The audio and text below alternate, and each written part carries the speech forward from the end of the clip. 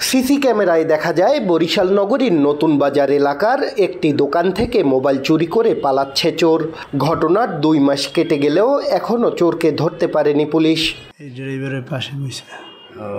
চুরির হাত থেকে বাদ যায়নি ড্রেনের সেলাবের লোহার ঢাকনাও। ফলে প্রতিনিয়ত ঘটছে দুর্ঘটনা।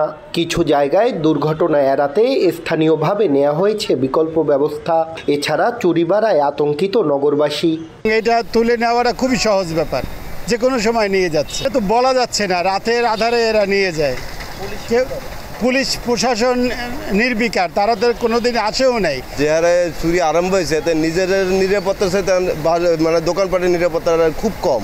পুলিশ প্রশাসন যদি ঠিকমতো ডিউটি করে তাইলে দেখা যায় যে এগুলা চুরি কমে যাইবে।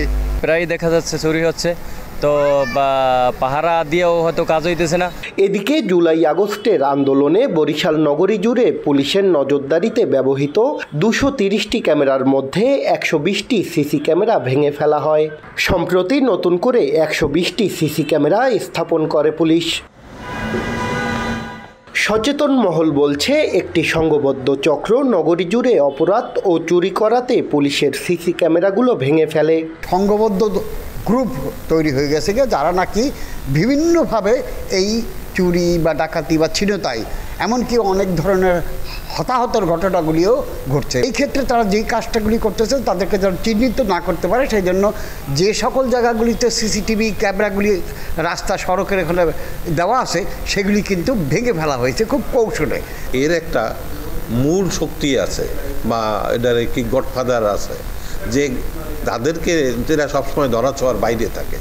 এদেরকে যদি না ধরে শুধু এই যারা চুরি করে বেড়ায় মাঠে, তাদেরকে ধরলেই এটা সম্পন্ন হবে না। কাজেই গডফাদারকে সহ যদি এদেরকে নির্মূল করা যায় তাইলেই এটা সম্ভব। এরই মধ্যে চুরির সাথে জড়িত কয়েকজনকে আইনের আওতায় আনা হয়েছে। চুরি প্রতিরোধে নানা পদক্ষেপ নেয়ার কথাও জানায় বরিশাল মেট্রোপলিটন পুলিশ। এবং সেটার সুযোগ নিয়ে অনেকে চুরিটা একটু বেড়ে গিয়েছিল। এখন আমরা আবার 120টা সিসি ক্যামেরায় আস্তে আস্তে পর্যায়ক্রমে রিপ্লেস করে ফেলেছি। এখন হয়তো ইনশাল্লাহ আবার কমে যাবে আমাদের চুরির বিষয়টা।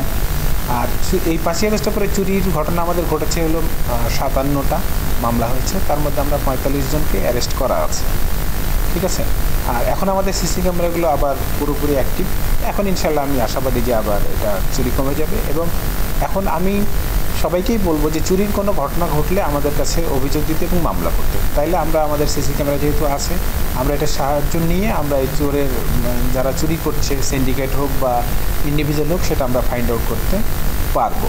গেল 5 আগস্ট থেকে এখন পর্যন্ত নগরীতে চুরির ঘটনায় মামলা হয়েছে 57টি। গ্রেফতার হয়েছেন 45 জন। শাকিল মাহমুদ, দেশ টিভি, বরিশাল।